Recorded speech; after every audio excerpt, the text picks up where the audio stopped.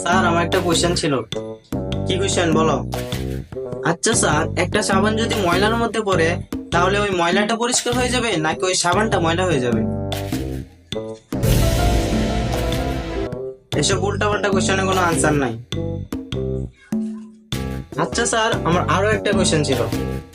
আমরা প্রত্যেকটা সাবানের বিজ্ঞাপনে দেখতে পারি যে তারা 99.9% জীবাণুকে ধ্বংস করতে পারে, কিন্তু বাকি ওই 0.01% জীবাণুকে রেখে দেয়। ওইগুলোকে কেন ধ্বংস করতে পারে না স্যার?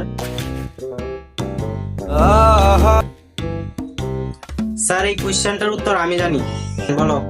স্যার, যদি 100% জীবাণুকে ধ্বংস করে ফেলা হয় তাহলে সাবান কোম্পানির ব্যবসায় তো লাল বাতি জ্বলবে।